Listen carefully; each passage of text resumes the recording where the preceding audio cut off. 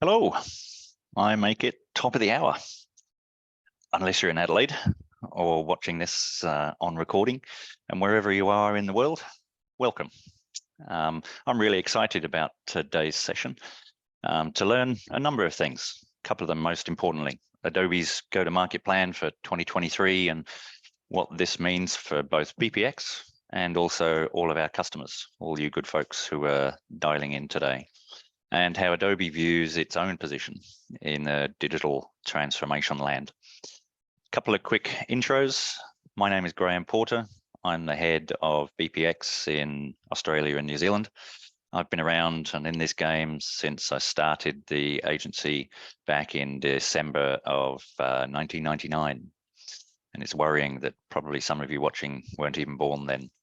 So Scott, though, is what I'm going to focus on. Scott has a very interesting past and present. In the past, he co-founded Accordant, which was Adobe's premier partner for many of the tools and the products and the activities that you'll hear him talk about today. And so many awards for Adobe Target, Experience Cloud, Customer Experience, Advertising, Most Innovative Agency. Accordant was bought eventually by Dentsu in 2017. Did notice that he didn't win any Marketo awards. So luckily we had those, so everybody's covered.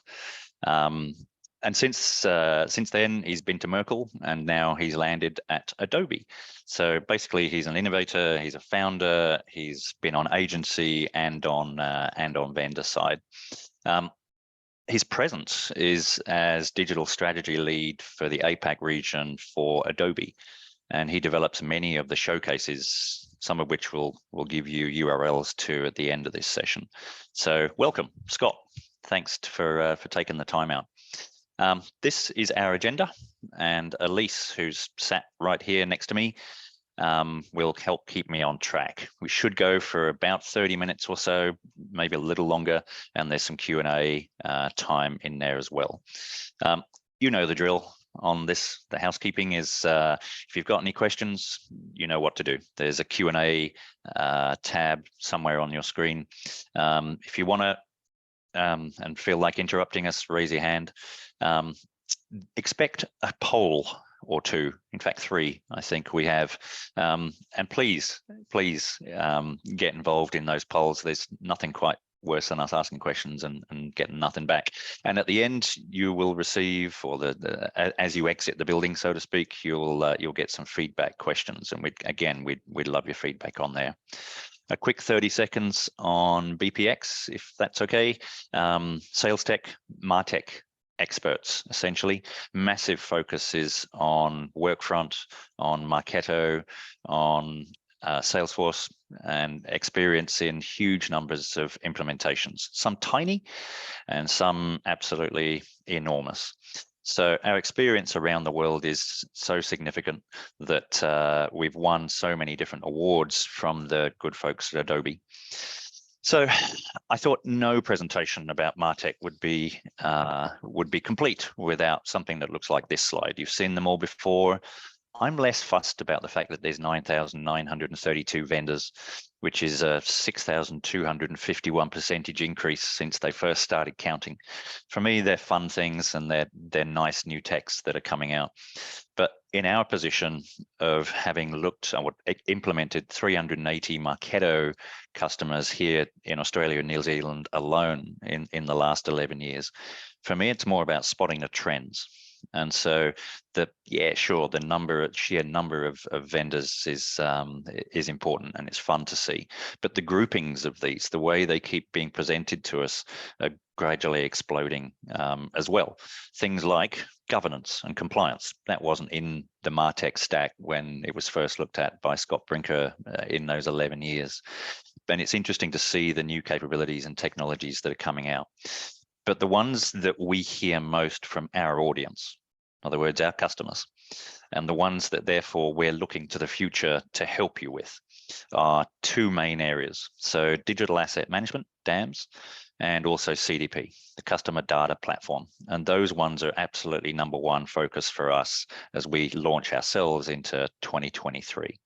So looking at the Adobe stack, it's where that plays out into Adobe products is real-time CDP, which is third box from the left, and digital asset management fits in a few places, but underneath AEM, the Adobe Experience Manager. And we'll talk, or Scott will talk a fair bit about those a little bit later on. But I want you to think about coming out of this session, thinking about how do you get started? What can you do? What can these things actually do for you? We know that most of the audience here are here because of our relationship with Workfront and Marketo, the two boxes on the right-hand side.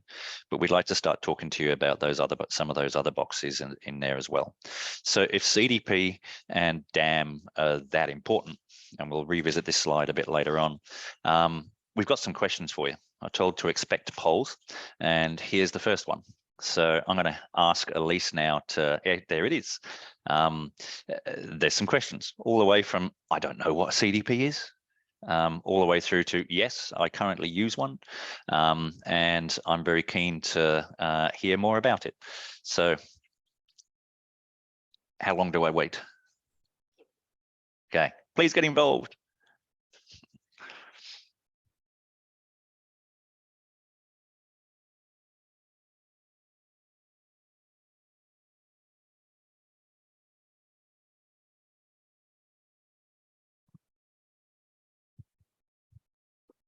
That one's long enough. And then I think the next question, no, or does the results come up next? Right, there we go. Okay. I've no idea how this changes your presentation, Scott, but it's good to see. I'm quite impressed that nobody thinks they don't need a CDP. So 39% of you are not sure what a CDP is. Then there's a fair bit of education that that we can provide, but that's great to see. Not sure how it would add value. So you know what it is, but you're not sure how it would add value. That's a significant, that's well over 50%. Okay, cool. And the next question is about digital asset management. So same ability or same answers, so that we can compare.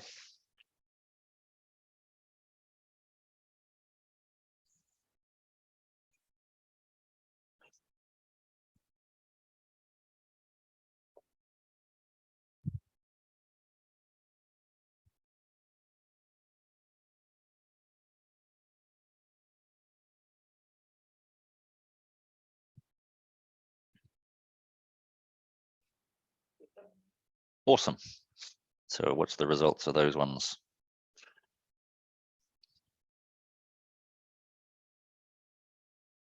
Right. Okay, so there's a significant portion of the audience that know what a DAM is, but they don't use one. Interesting. Okay. Cool. Thank you for getting involved, folks. That's very helpful for us, and possibly, hopefully, interesting for you in audience land as well. So I wanted to throw this slide up here because it's not just about the technology. Clearly, we're going to focus a lot on some of the tools here today and educate you. But I just wanted to make sure everyone's very aware that, yeah, the 5 pillars that BPX stands by, the technology important, that's why it's in the middle. But it's more about the people, the process, and making sure you've got your change management right and understanding of how all the systems fit together, as well as the data itself. And clearly CDP will talk to that. And then also the content. Now, those things are vitally important for us to get right when they're related to new implementations of new products and making the most out of the technology that you've got. But it's also about softer skills. And this here is an advert, folks. There's no such thing as a free webinar, really. This is us laying out some of our softer skills. So market research, account-based marketing activities with your salespeople, customer journey mapping, customer experience, persona building, channel optimization. They're probably not things you immediately think of when you think of BPX. This is us repositioning ourselves a little bit next year and going more into some of those softer skills. And if you want to hear more about those things, then please get in touch with either Elise or myself. But going back to the webinar itself, I threw this slide up to go back to the context. So again, most of our audience here would know us because of Workfront and also for Marketo. But we're going to hear a little bit more about the stack and get a way better description of the stack from Scott King right now. So I'll put myself on mute, sit back. I'll be back towards the end of the webinar, but over to you, Scott. Fantastic. Thank you very much, Graham, and a very warm welcome to everyone who's joining us on the call today.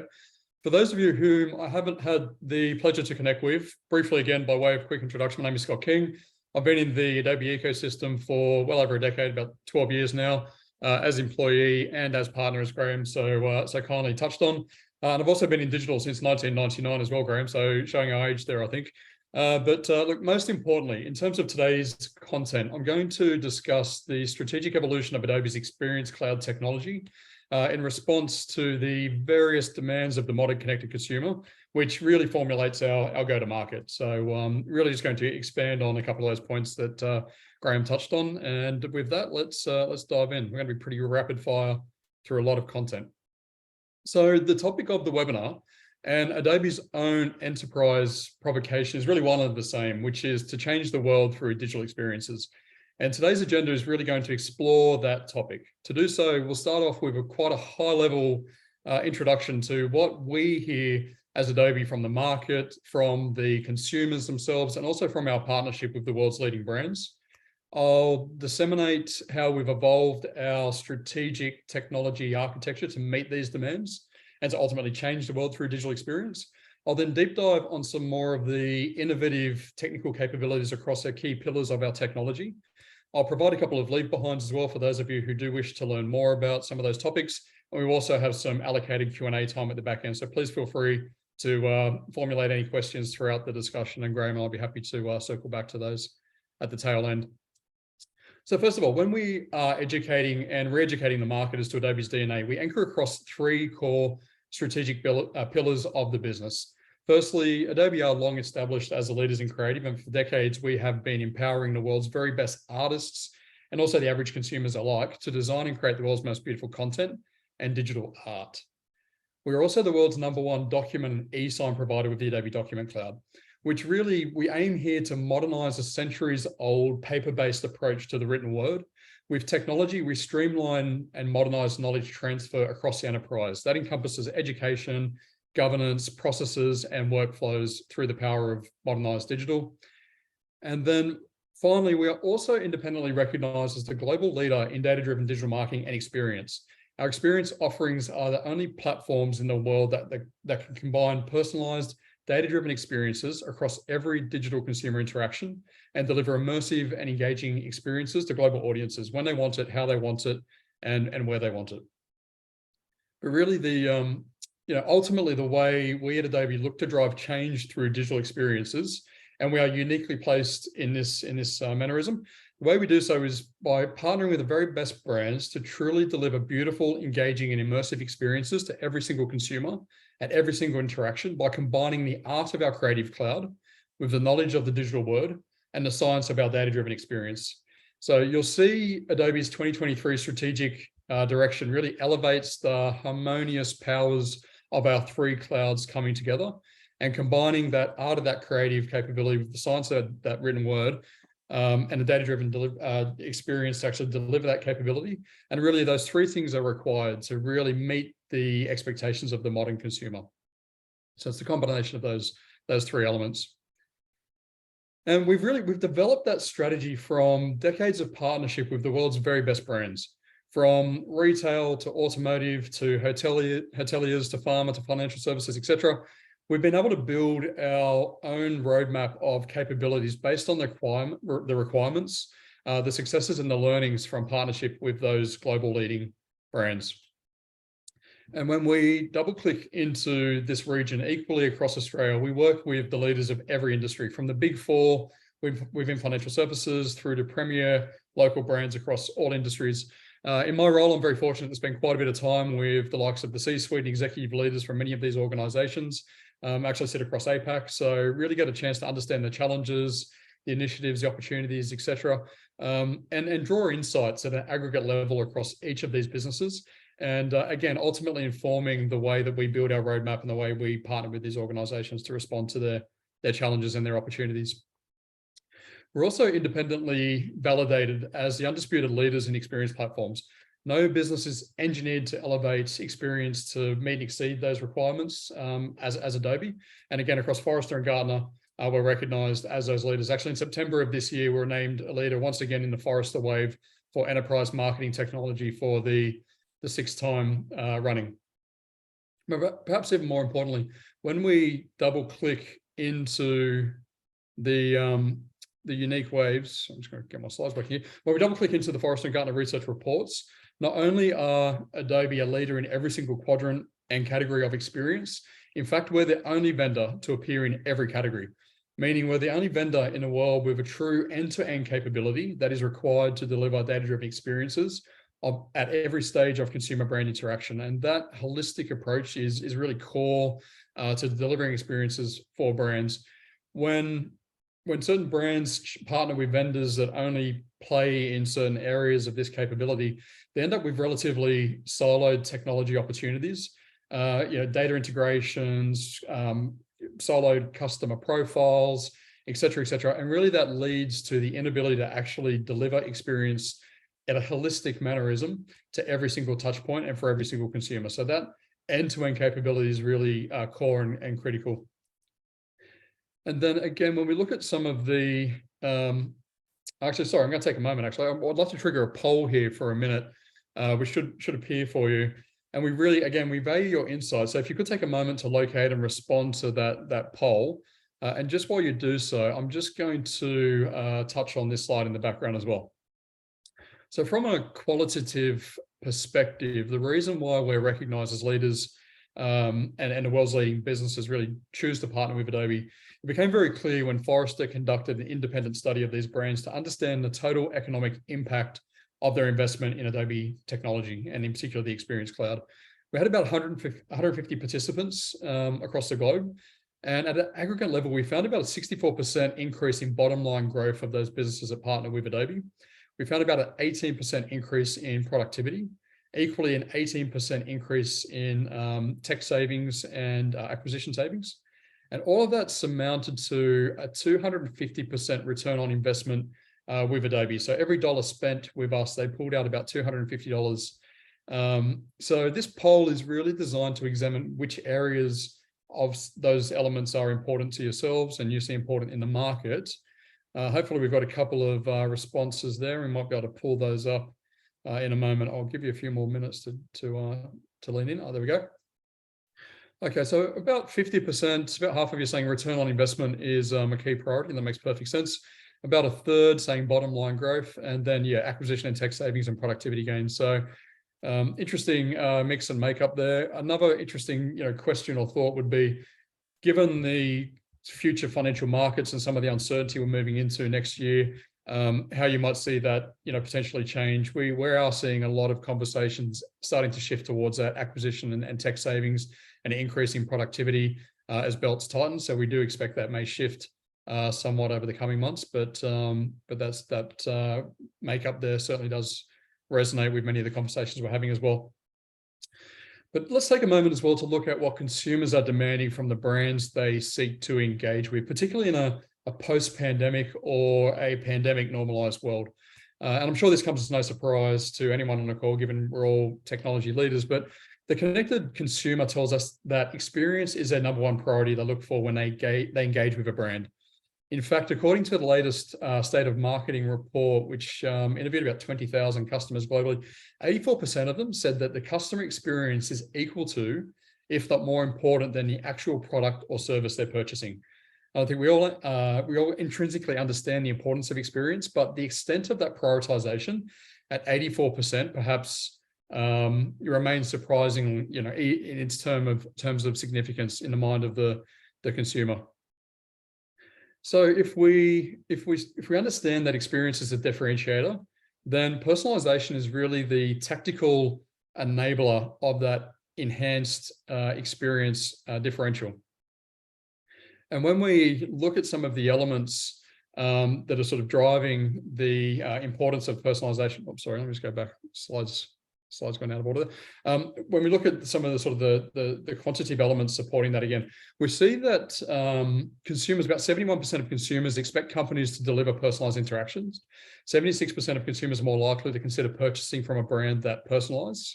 And 78%, sorry, are more likely to refer friends and family to companies that personalize. So again, we see the significance of personalization, but also at the same time, when we interviewed about 13,000 C-suite leaders in the recent e-consultancy digital trends report, we found that legacy technology, siloed data, and disjointed journeys remain the primary blocker for customer experience. And thus the modernization of core systems was the #1 priority for those same 13,000 CX leaders. So we see that, you know, technology is still playing a massive part in that sort of laggard of experience. And enterprise experience technology is still struggling to keep pace. And the pandemic, of course, has really accelerated the importance of digital, but the complexity of experience has also exponentially risen. And again, we're seeing that in terms of the amount of digital acceleration and also the behavioral disruption born of the pandemic. We're also seeing external market trends such as the increasing focus on consumer privacy, the sensitivities to the likes of governmental regulations, and also data security. And of course, we're all aware of the Medibank and the Optus data challenges that we've had over the last couple of months. And at the same time, we're also seeing technology evolve to maintain pace with these sorts of trends, such as the imminent death of the third-party cookie. We're also seeing out-of-category competitive disruption, and you only have to look at the world's leading financial organizations to see how they're being disrupted from fintech startups.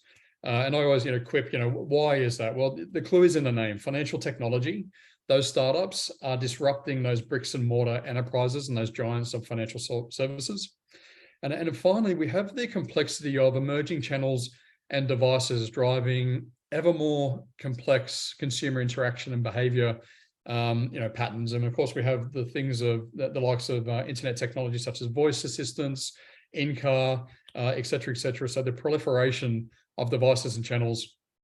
And also post-pandemic, we've seen an increased move to interactions that span digital and physical. And we're gonna have to look at the likes of point of sale. You can pay for your groceries now at the checkout with a simple tap of your phone, or even a tap of your smartwatch, a literal wave of the hand. And again, that's that bridging of that physical interaction of purchasing your shopping or a product at a point of sale, and that digital interaction with that spend happening through a digital device such as a mobile or smartphone. So that's the sort of the provocations, the challenges that we're seeing from a market, from our customers, and from consumer interactions. Let's take a look now at how Adobe's strategic digital experience architecture has been developing over the past 2 decades to respond to those expectations of the consumer and the requirements of the world's leading brands. The first thing we've done is we've made sure that we've anchored our strategy around putting the customer at the very heart of the architectural capability, with a simple goal to personalize every journey, enhance every experience, and exceed every expectation. And we do that by, first and foremost, understanding the wants and needs of every individual in the moment across every single interaction. And we harmoniously integrate that understanding of the wants and needs into a single customer profile. And really, it is data that tells us the wants and needs of every individual. Once we understand the interactions through data, we need to craft beautiful experiences through creative artistry that meets and exceed the need of that want and intent. And then we must be able to deliver it. So we must be able to actually put that experience in front of the consumer as and where they want it in terms of a journey. So really, there's 3 strategic pillars there, and let's unpack each one of those 3. So starting with the pillar of data. Again, really the capability here, and the first strategic pillar, is to be able to integrate enterprise data agnostically from every data source. So enterprises these days have massive amounts of data siloed across the enterprise, a challenge that we're all very familiar with, of course. But that challenge to integrate that data from every single data source agnostically is really that first key capability that we've built into our platforms. The second challenge there is the ability to be able to integrate that data in real time. So as that data refreshes, as a customer creates an event that triggers a change in that data, we must be able to bring that into our platform, and we must be able to make a decision. How do we react to that data and to that want and need of that consumer that's imparted through that data? And then finally, we have to be able to make that decision actionable. We have to be able to do something with that. And again, that entire cycle from data integration through to decision through to action has to be able to happen in real time, where and when the consumer is interacting. So in terms of our capability within this space, we've built something called the Adobe Experience Platform. Really, that is the platform that allows us to harmonize the various online and offline digital interactions through integration of data, and through that real-time integration and decisioning and actionability of data. We marry that data source into a single customer profile, again, that ties together all of the channels, all of the devices, and all of the interaction points that a consumer moves across, so that we understand that it is me, Scott, on my smartphone looking at an email. Now it's me, Scott, on my work laptop looking at a website. And it's now, again, me, Scott, on a smart application on a connected TV, for example. And it is really our data analytics platforms, our data management platform, and our customer data platform, our analytics platform, DMP, and our CDP technologies that underpin all of the capabilities across that harmonious unification of data profile and that actionability that integrates into our Adobe Experience Platform. And again, we'll expand on some of the capabilities within that pillar.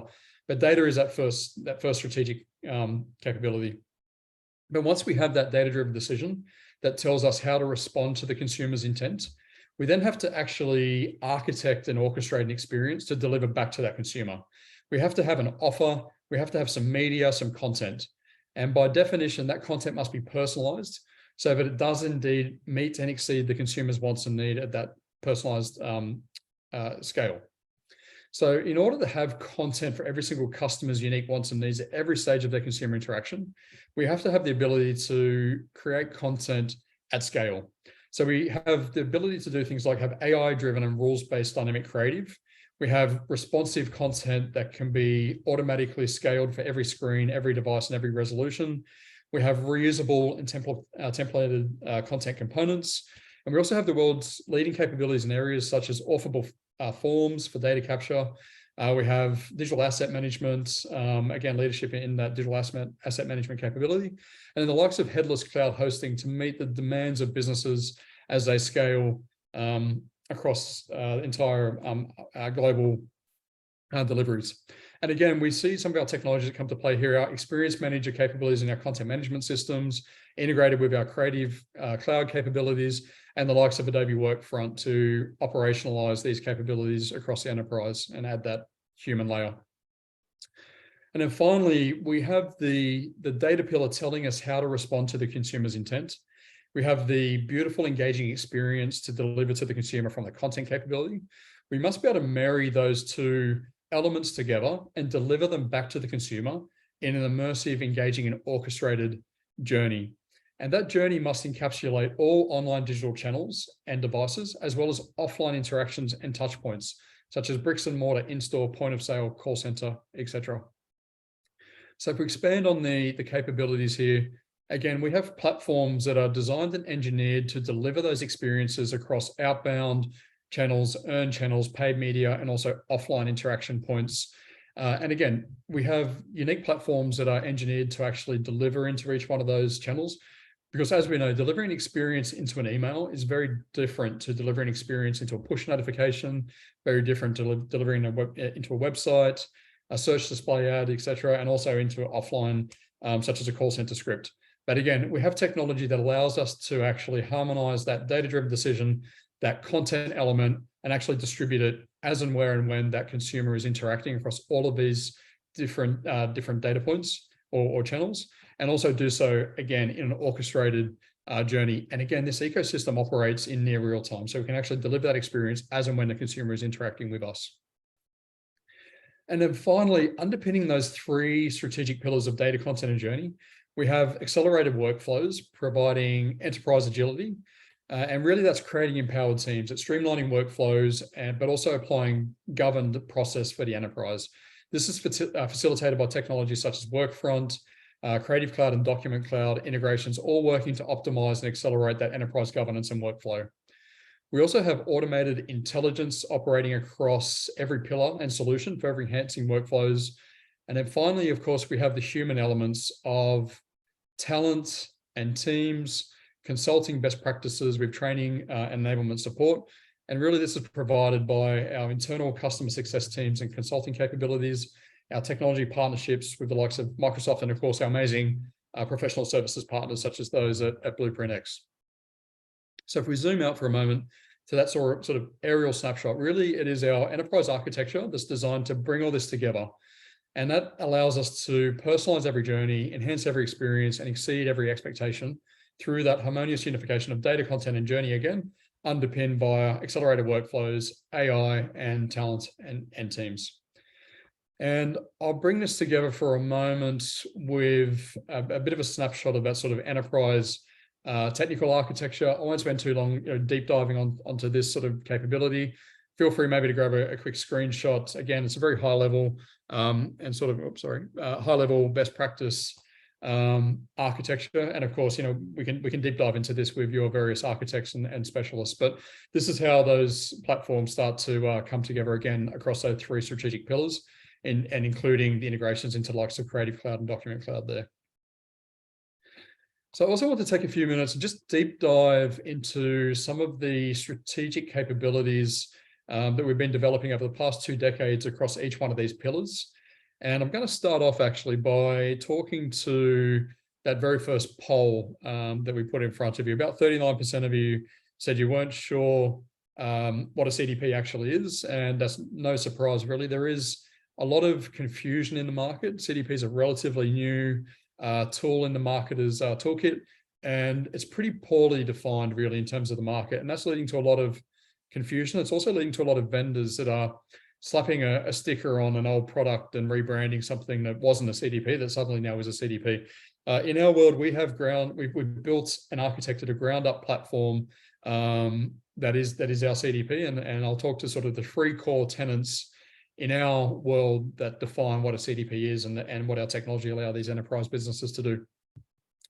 First and foremost, it is the native data integration, which allows us to ingest data from any data source and bring that together and to create a harmonious customer profile that unifies all customer attributes across online and offline interactions, and also listen to customer behaviors through that data capability and listening to those data integrations. That allows us to then trigger journeys and activation off that data set. So once we understand who that consumer is, what is their historical interactions with a brand through that historical data set that they have, and also triggering understanding of their current interactions through data-driven events, then we can make that data-driven decision. How do we respond? What is the consumer's wants and need? What is their intent from that current brand interaction in the moment? Also factor in their historical interactions with the enterprise, again, through that data. How do we make a decision? How do we activate? How do we actually take that decision and deliver it back into a channel, into a piece of content, and put that back in front of a consumer? And core to doing that as well these days is having that governance layer, so that we're delivering that experience back into a customer's communication channel of preferences. And also applying things like consumer sensitivity, privacy, data security when we actually deliver that experience back. So really, there are 3 core tenets of a CDP. It is that native integration of data from all enterprise data sources. It's making a decision either through AI or through rules-based decisioning, and making that decision based on the consumer attributes or through their behaviors. And then again, activating that data, doing something with it, making it actionable. There's the 3 core tenets.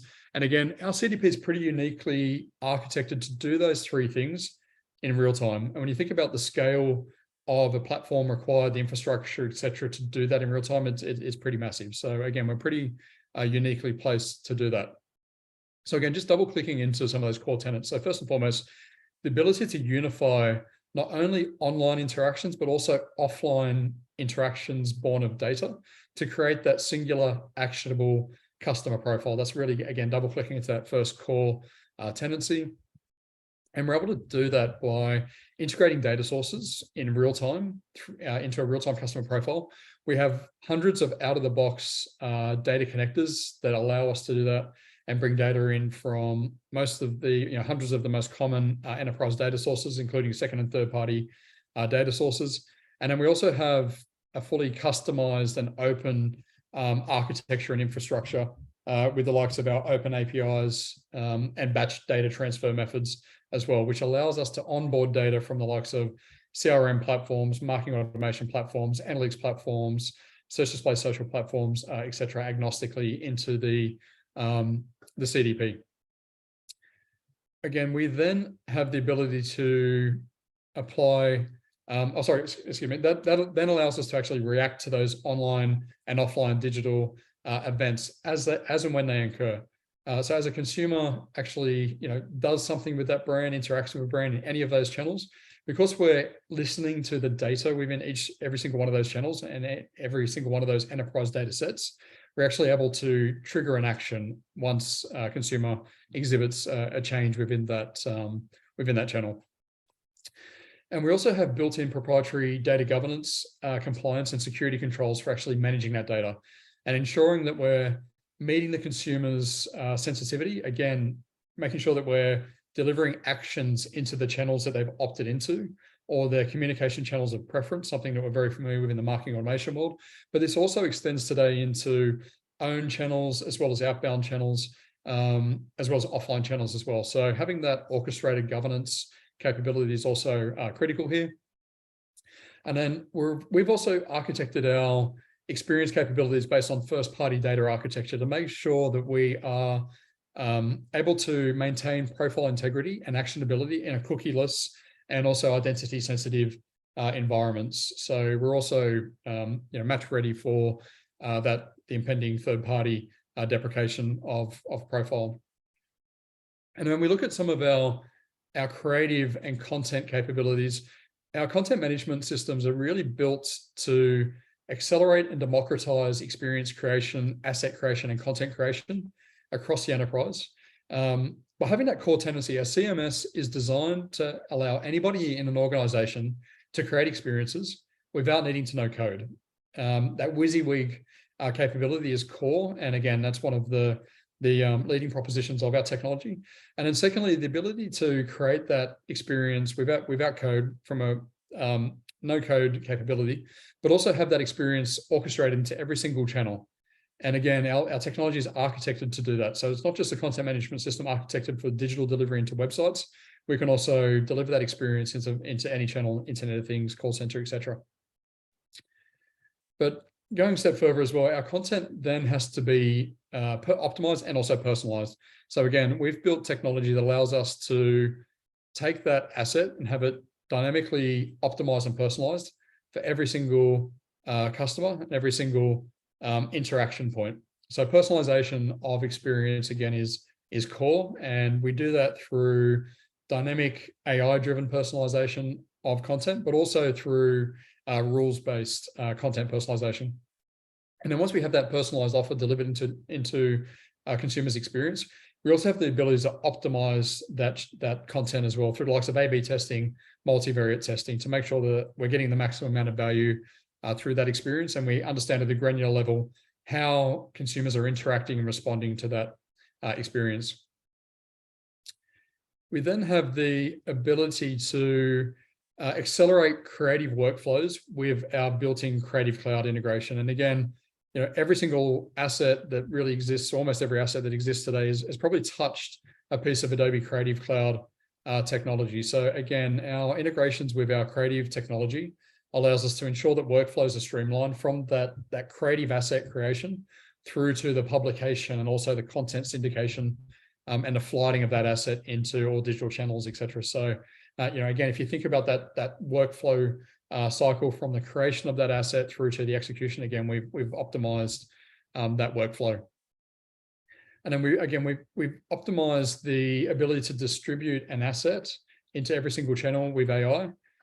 So for example, you can create an asset once and have the AI automatically resize, crop that asset for distribution into every single channel and device. And the AI does things like works out the smart focal point of an image and then will crop, based on that. So again, doing the heavy lifting of image assets so that we can distribute into every single channel.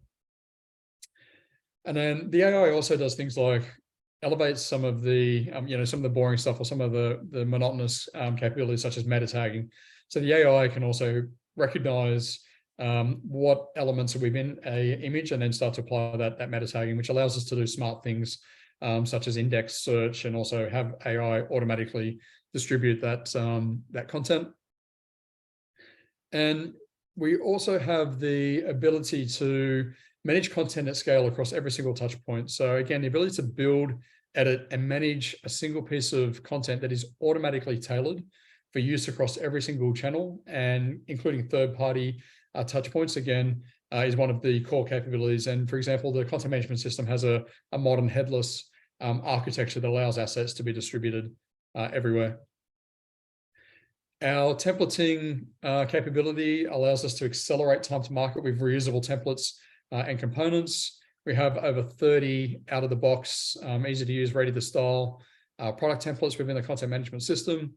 And then again, we have AI doing things like reducing maintenance overheads with auto patching, service pack deployments, AI-driven system-wide testing, etc. And this is built into our content management system, as well as our digital asset management capability. And a final example of how AI is helping enterprise businesses quickly scale content for all regions and dialects through the likes of AI-powered translation, which allows multiple sites to be published using AI. So AI-driven content to create location-specific variations of text and languages whilst retaining overall meaningful key points, etc.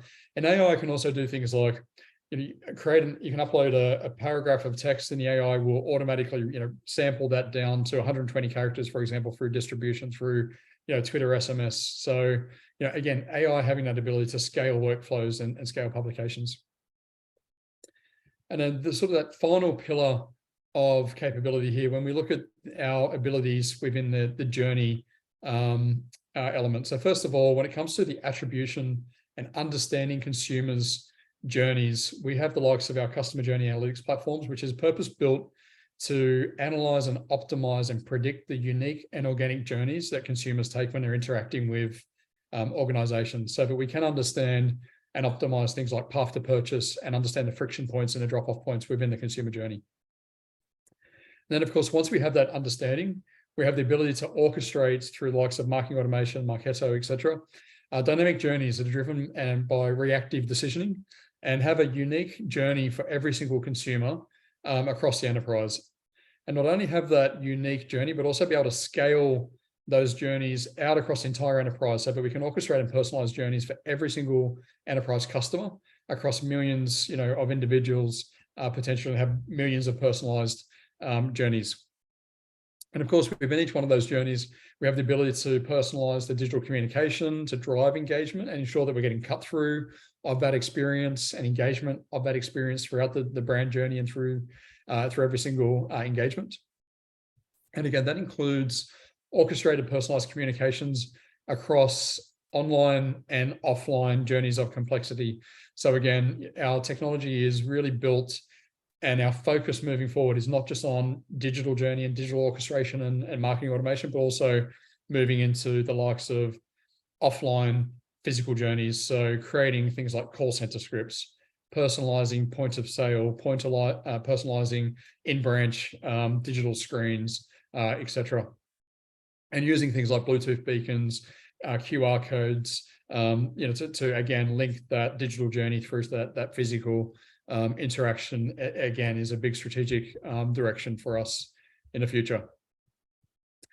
So in summary, a couple of core capabilities there in terms of how we are powering change through digital experience, how we're uniquely placed to harmonize the likes of our creative capability with our document process and workflow capability, and again, with our data-driven capabilities. And really the outcome there is to harmonize data, content, and journey to ensure that every single communication is personalized, every single experience is enhanced, and every single journey is again optimized and personalized for every consumer at every brand interaction.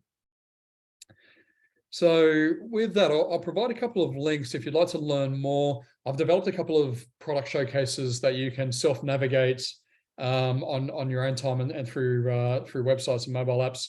Really, these websites expand on some of those solution capabilities. They're pretty high level, but it gives you bite-sized takeaways in terms of our capabilities across our CDP, our journey optimization, and our content capabilities. So I'll try and throw those links in the chat as well. But RT CDP Showcase, AJO Showcase, and AEM Showcase.adobe.com. I would say starting points if you do want to learn more around our capabilities across data, content, and journey.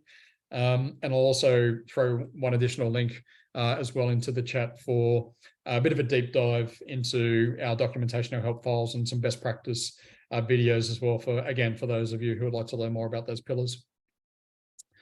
With that, my thanks for your time today, and I will pass back to Graham and open up the floor for some questions. Cool. Thanks, Scott. And yeah, there's been quite a number of comments coming back to me. It's quite fun. Somebody right at the very beginning was, because I think you described Adobe creative users as artists. I think that's you know, as a group of customers, I think that's a lovely way of doing it myself. Right, I'm going to pick on some questions, but folks, do keep them coming in because we'll send off answers to them after this session has happened. So if personalization is key, Scott, where would you start? Yeah, that's a really good question. Look, I would start at a pretty high level. So when we talk about personalization, the first thing is to, again, understand the consumer's wants and needs, but to do that at a segment level. So you know, understand broad scope groups of your customers and cohorts, and start there. It can be as simple as starting to personalize based on returning customers versus new customers. Obviously, it's a very sort of, you know, basic example. But when you think about new customers and returning customers, that is 50%. I mean, that's 100% of your audience, basically, that you're encapsulating there. So starting with those broad stroke segments to personalize is a simple way to start. But ultimately, you want to start to drill down into those granular audience groups. And as, of course, you drill down, you start to get more and more focused on those wants and needs. And ultimately, we do talk about getting to a, you know, one-to-one world of personalization. But you know, starting broad is you know, will allow you to encapsulate a broad amount of value across your entire enterprise, and then again, you know, start to scale that down. So yeah, start broad is the short answer there. But also start from data-driven decisions as well. So, you know, understanding your analytics, understanding primary paths to purchase, and how do you personalize those primary paths, and also understanding you know, blockers or drop-off rates within those paths. So where consumers drop out of application flows or conversion flows, there's also an opportunity to, you know, to personalize or optimize there as well. So, you know, also starting with data-driven decisioning in terms of where to start with personalization is the other area I would say as a starting point. But yeah, great question. Yeah. Okay. Interesting one here from Ian. I won't say the surname just for anonymity's sake. And I think this is more a question for me. Will your current AU NZ customers get priority in early 2023 to have the opportunity to have a session with BluprintX to look at the personalized journey? Yes. Although I would say don't wait until 2023. We can talk to you right now. So if you're keen and interested in all that stuff, we'd love to come out. But thanks for the question, Ian. More statements more than anything right now. So many acronyms. Is there an acronym dictionary? so many TLAs. Next question was, it's all a dream. Where do I start? And I think that's probably back to the question that we had a bit earlier on, I guess. I guess what's your advice there? Thought, yeah, sorry, sure. My other thought there is, you know, as my understanding, the majority of the specialists on this call are deep marketing automation, journey orchestration specialists coming from that Marketo, you know, background. So, you know, and also you have the best starting point. You know, the businesses that have that understanding of journey and delivering experiences into outbound communications, push communications, etc., have probably started at the most complex and the pointy end of the stick. So taking that same understanding and that fundamental capability you have around orchestrating journeys across those outbound journeys and expanding that to online digital interactions, websites, native application, and again, you know, that's offline journeys is again, I'd say, where to start. So just taking that same thinking, that same capability that you already have, and just thinking more broadly, more channels, more devices, etc. And then the second element, I'd say, again, where you're well suited, coming from that marketing automation world, you're very used to utilizing customers' data to drive personalization through those journeys and to drive personalized experiences in the likes of email communication, SMS communications, etc. So again, expand that data set beyond that historical data sets that you might be utilizing, the likes of CRM data or transactional data. Look to onboard and utilize data more broadly across the enterprise to further personalize and to further understand opportunities to orchestrate those journeys. So, again, I think the people on this call are very well suited to drive more personalization. And again, place to start the age-old sort of provocation of delivering an email into a personalized email into an inbox and then having somebody click through to a personalized landing page. Really just evolve that thinking, further. That landing page doesn't need to be the only personalized point. It should be the entire experience flow from there. The homepage of the website, when somebody returns to that homepage, should still be personalized based on that interaction from that email click or from other interactions on the website or other digital channels. So it's just expanding that strategic thinking that you already have within your organizations to every single interaction that a consumer takes across the entirety of a journey with an enterprise. Have that make sense? And yeah, I'm going to add a bit more as well, because I know a bit more about our audience, and I don't wish to be rude to the audience here at all. But in general, we find that the folks that we're working with, they are experts in everything you just said there, Scott. But we do tend to be a little bit shy of demanding extra data in our world, in our Marketo or whatever technology we're using, and bringing that information into the organization. And sure, we know, as you just said, CRM data is often plopping in quite nicely, and we've got all of that huge amount of behavioral information about what people are clicking, opening, not clicking, and not opening. So we've got heaps of that information, but now it's just not good enough. It's not acceptable, because your competitors will be doing it, to bring all of that information closer to the marketing automation platform. And I think a lot of it comes down to the marketing department not being able to demand that stuff. And it relates to the next, that's hopefully a nice segue into the next one, because everyone's looking for advice from you. I get it. I want to get my data. I'm paraphrasing here. I get it. I want to get the data into Marketo, but my IT department is an impediment. Got any tips? Yeah, I assume that's the voice of the customer. Absolutely. It's I think there's an age-old challenge there, I guess, the marketing and IT diversification. But we have seen a huge inroads from the vast majority of the businesses that we work with in terms of those two business units coming together, and that sort of barrier coming down. So from a customer's perspective, we're seeing that becoming less and less of a thing. We're seeing marketing and IT working more harmoniously together in terms of that data capability. And I think for us, the technology that we've built as well is really designed to understand more of the challenges that IT have around the integration of data. So our platforms have been built with very much an open ecosystem and a best practice ecosystem, with the likes of best practice APIs to ingest data that most IT teams are very familiar with and comfortable with in terms of exporting data, or also simply the ability to just import data into our platforms with batch export capabilities as well. Excuse me. So I think the first thing that we've done is make it very easy for IT teams to get their data out of their systems.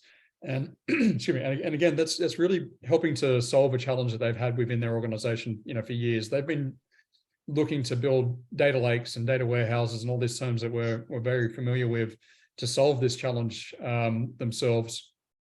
But our technology is also built to really give them a cloud-based solution to that same data lake, data warehouse capability that they've been building. And really, it's all about allowing them to do, we're taking the heavy lifting away from them and allowing them to focus on more of that high value element. And I guess it's like anything, it's an education journey with those IT teams to say, let us help you through our technology to overcome some of those barriers and do some of that heavy lifting by exporting data for you.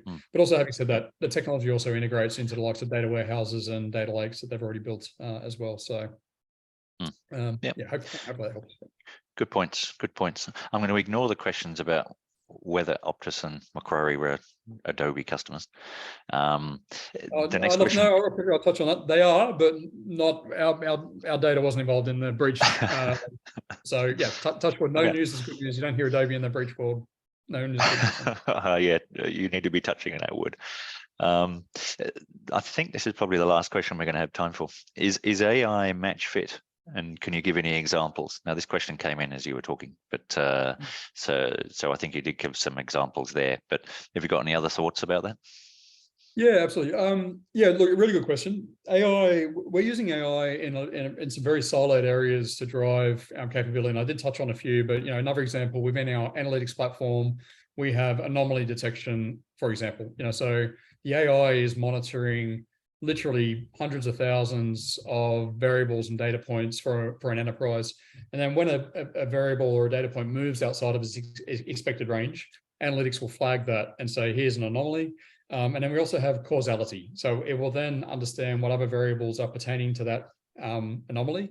And it will help an analyst or a business leader understand something different and odd is going on within our organization. Let's take a look at that and let's understand why. So I'd say AI is very much match fit in some really siloed but very powerful areas. I think there is big opportunities to actually have AI running more broadly across the entire enterprise data set. And again, really the first challenge there has been bringing that data set together. And as you saw, our technology has we have the capability to do that now and do that in real time. So having AI run across that massive data set and understand what we can do with value there is the next thing. But the big opportunity within data that we're also seeing is that next best action, next best conversation, next best offer, which again, businesses have been doing for years, but they've been doing in an offline and quite a manual data science manner. They're exporting data out of their data systems, they're running models on it, they're then exporting the model and the output back into an actionable data ecosystem. And the best businesses in the world, that takes weeks, maybe 7 days at best. Again, our opportunity to run those models in real time where we're bringing data in, we're making those decisions, and then we're actioning that data, is a massive opportunity for AI, and something that we have some capabilities in, and watch this space for next year. We're going to do some pretty exciting things there as well. So yeah, good question. I think AI drives value in very particular areas, but it's only getting more and more powerful. But look, I also say it's never going to. I don't think it's ever going to replace the human logic and the element that come across the top. It's just going to help us. So yeah. And I'm going back an awfully long time now, back to university days. AI was the next big thing. That may be 4 decades ago. Look, it is now 2 minutes. That's right. Yeah, eventually it'll get there. So 2 minutes to go, and I'm going to suggest that any other questions I'll handle offline. I've already got something from this, so I've already got somebody offering to take me out for a beer. So hurrah, I win. I just hope that everybody else has gotten as much from today. It's pretty clear things like personalization we should have been doing, and most of our clients have been doing for an awfully long time. But things like predictive and things like the tools and the capabilities that you're talking about now, which don't require huge amounts of coding in order to glue all these systems together to get the data in the right place. So I wanted to say thank you. Thank you to the audience for coming along and your participation in the polls. As I mentioned before, as you leave this webinar, is bound to be a pop-up which asks you for some feedback. But with huge amounts of thanks to you, Scott, with a virtual round of applause. Thank you for your time. Thank you for all the effort that it took to put those or that presentation together. Always love doing these presentations with Adobe because hardly anything ever stays static on the slides. So thank you for your time. Thanks for attending. And hey, folks, expect a call from us. Thanks very much. Cheerio. Thanks all.